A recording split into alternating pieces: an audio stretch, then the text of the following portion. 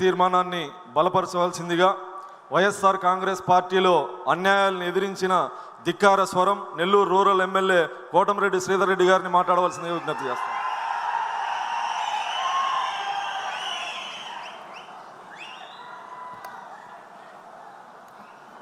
మహానాడు ప్రాంగణంలో ఉన్నటువంటి ప్రతి ఒక్కరికి నమస్కారం.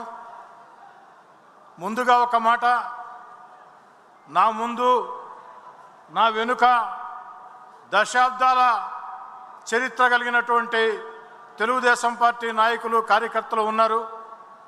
మీ చరిత్రతో పోల్చుకుంటే, మీరు తెలుగుదేశం పార్టీకి చేసిన సేవలతో పోల్చుకుంటే నేను మీ అందరికంటే చాలా జూనియర్ని. కేవలం ఎన్నికలకు 16 నెలల ముందు ఆనాటి ప్రభుత్వ వైఎస్ఆర్ కాంగ్రెస్ పార్టీ విధానాలు నచ్చక ధిక్కరించి ఎదిరించి పోరాడి ఆ యొక్క ప్రభుత్వానికి వ్యతిరేకంగా రోడ్డు మీదకు వచ్చిన పరిస్థితుల్లో ఆ రోడ్డు మీద ఒక రాజకీయ శ్రామికుడిగా నడిచి వెడుతున్న పరిస్థితుల్లో ఆనాడు తెలుగుదేశం పార్టీ జాతీయ అధ్యక్షులు నారా చంద్రబాబు నాయుడు గారు, యువ నేత నారా లోకేష్ గారు భుజం తట్టి ప్రోత్సహిస్తే ఆ సేతు తెలుగుదేశం పార్టీ కుటుంబం అంతా నన్ను మీలో సభ్యుడిగా చేర్చుకుని హక్కును చేర్చుకున్నారు, ప్రోత్సహించారు.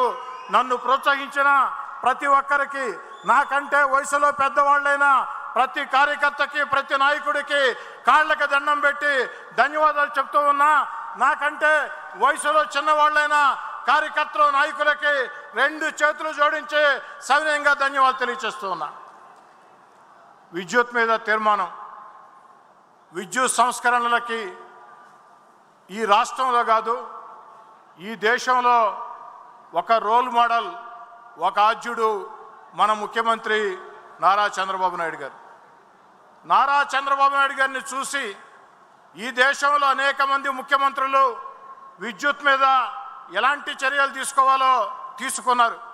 ఇవి నేను చెప్పే మాటలు కాదు, ఆ ముఖ్యమంత్రులు ఆయా సందర్భాల్లో అనేక సార్లు చెప్పినటువంటి మాటలు. ఒక్క మాటలో ఈ విషయంలో చంద్రబాబు గారిని రాజకీయ ప్రత్యర్థులు సైతం అభినందించక తప్పదు. ఎందుకంటే ఆంధ్రప్రదేశ్ని 17 మంది ముఖ్యమంత్రులు పరిపాలించారు. ఆంధ్రప్రదేశ్ని 17 మంది ముఖ్యమంత్రులు పరిపాలిస్తే 16 మంది ముఖ్యమంత్రుల హయాంలో విద్యుత్ ఉత్పాదన 5,000 మెగావాట్లు. కానీ ఒక్క చంద్రబాబు నాయుడు గారి హయాంలో ఉత్పాదన 15,000 మెగావాట్లు. 16 మంది ముఖ్యమంత్రులు 5,000 కోట్లు, ఒక్క ముఖ్యమంత్రి ఒక 15,000 మెగావాట్లు. కాబట్టి ఈ యొక్క విద్యుత్ రంగం మీద వారికి ఎంత అపార అనుభవం ఉందో అందరికీ తెలుసు. చాలని కరెంటుతో, వచ్చి రాని కరెంటుతో కరెంటు బిల్లు ఎట్లా కట్టాలి అని ఆవేశపడే రోజుల్లో, ఆవేదన చెందే రోజుల్లో ఈరోజు భారతదేశంలో ఒక రోల్ మోడల్లా ఆంధ్రప్రదేశ్లో కరెంటు వెలుగులు వెలుగుతున్నాయంటే ముందు చూపుతో చర్యలు తీసుకున్న చంద్రబాబు నాయుడు గారికి ఒక్కసారి తెలుగుదేశం మహానాడు ప్రాంగణం దద్దరిల్లే విధంగా చప్పట్లతో ధన్యవాదాలు తెలియజేయాలని చెప్పని కోరుకుంటూ ఉన్నా. ఇక నా మాటలు ముగించే ముందు 2 మాటలు. ఒకటి, ఈరోజు మన ముఖ్యమంత్రి చంద్రబాబు నాయుడు గారు గత వైఎస్ఆర్ కాంగ్రెస్ పార్టీ విధానాలతో సర్వనాశనం అయిపోయిన ఆంధ్రప్రదేశ్, గత పాలకుల దుర్మార్గాలతో సర్వనాశనమైన ఆంధ్రప్రదేశ్ ఈరోజు చంద్రబాబు నాయుడు గారు కాకుండా వేరే వారు ముఖ్యమంత్రిగా ఉంటే కనీసం రాష్ట్రాన్ని నడిపించే పరిస్థితి లేదు, జీతాలు కూడా ఉద్యోగస్తులకు ఇచ్చే పరిస్థితి లేదు. కానీ తన అపార అనుభవంతో, తన బ్రాండ్ ఇమేజ్తో ఈ వయసులో కూడా చంద్రబాబు నాయుడు గారు ఈ రాష్ట్రం కోసం అహరహం శ్రమిస్తూ ఈరోజు రాష్ట్రంలో సంక్షేమాన్ని కొనసాగిస్తూ, అభివృద్ధి పథకాలని కొనసాగిస్తూ, మరో పక్క రాష్ట్రం లోటు బడ్జెట్లో ఉన్న ఎన్నికల్లో ఇచ్చిన హామీలు ఒక్కొక్కటి నెరవేర్చుకుంటూ వస్తూ ప్రపంచంలో రాజధాని లేని రాష్ట్రం ఆంధ్రప్రదేశ్.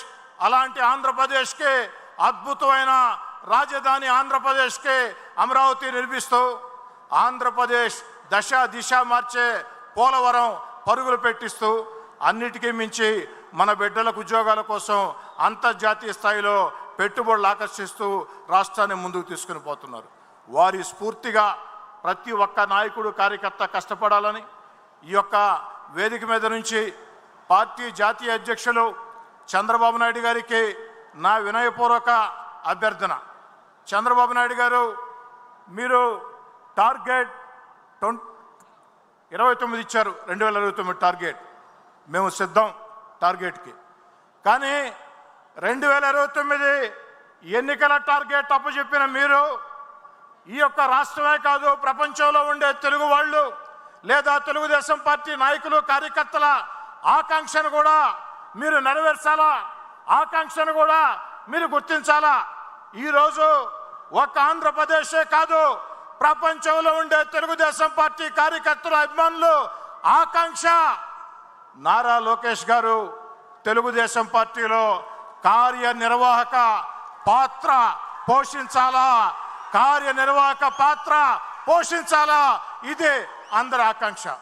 ఎందుకంటే ఆనాటి పాలకుల దుర్మార్గాలకి రాష్ట్రమే భయపడిన రోజుల్లో, దేశమే ఘోరంగా ఇంత భయంకరంగా ఆంధ్రప్రదేశ్ ఉండే రోజుల్లో ఒక వ్యక్తి మాట తప్పకుండా, మడమ తిప్పకుండా నిర్బంధాలు, నిషేధాజ్ఞలు, లాఠీలు, తుపాకులు, రౌడీజం దేన్ని లెక్క చేయకుండా నేనున్నా మీకోసమని యువగళం పాదయాత్రతో తెలుగుదేశం పార్టీ కార్యకర్తల భుజం తట్టి వీధుల్లోకి తీసుకొని వచ్చి ప్రజలకి ఒక భరోసా ఇచ్చాడు.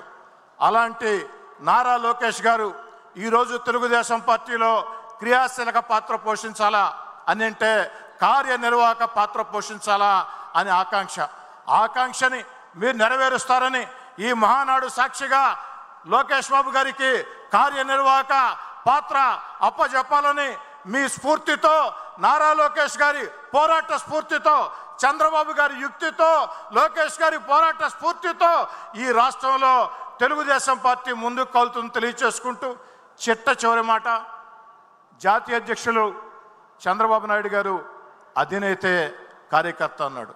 నిజం, అధినేతే కార్యకర్త. ఎందుకంటే ఈరోజు మేము ఎమ్మెల్యేలుగా, మంత్రులుగా, ఎంపీలుగా మేమందరూ ఇక్కడ ఉన్నామంటే ఈ రాష్ట్రంలో అనేక మంది తెలుగుదేశం పార్టీ కార్యకర్తల త్యాగాలు, చంద్రయ్య లాంటి రక్త తర్పణాలు, బలిదానాలు, అక్రమ కేసులు, గొంతులు కోస్తున్నా, కత్తులతో పొడుస్తున్నా, లాఠీలతో బాతున్నా లెక్క చేయకుండా దుర్మార్గాన్ని ధిక్కరించి తెలుగుదేశం పార్టీ జెండా రెపరెపలాడించిన ఆ కార్యకర్తల కళ్ళల్లో వెలుగులు ఉంటే మేము బాగుంటాం, ఆ కార్యకర్తల కళ్ళల్లో వెలుగులు లేకుంటే మేము బాగున్నాం. కాబట్టి చంద్రబాబు గారు అధినేత కార్యకర్త సూక్తిని నరాన వంట పట్టించుకొని ముందుకు సాగుతామని తెలియచేస్తూ మీ అందరి వద్ద సాదరంగా సవినయంగా సెలవు తీసుకుంటూ ఉన్నాం. శ్రీధర్ అన్న గారికి ధన్యవాదాలు. ఇదే తీర్మానాన్ని బలపరచవలసిందిగా తెలుగుదేశం పార్టీ క్యాడర్ నుంచి సుక్కా సాయిబాబుని మాట్లాడవలసిందిగా విజ్ఞప్తి.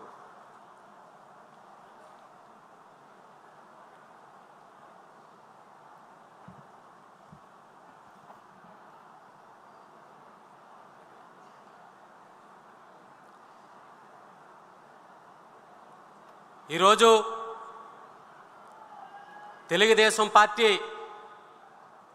మహా పండుగ కార్యక్రమంలో భాగస్వాములుగా ఉండి మాట్లాడమని అవకాశం ఇచ్చినటువంటి గౌరవ పెద్దలకు నా పేరు చుక్కా సాయిబాబు, పశ్చిమ గోదావరి జిల్లా ఎస్ఎస్ఎల్ అధ్యక్షుని మరియు ఎక్స్ జడ్పీటీసీ.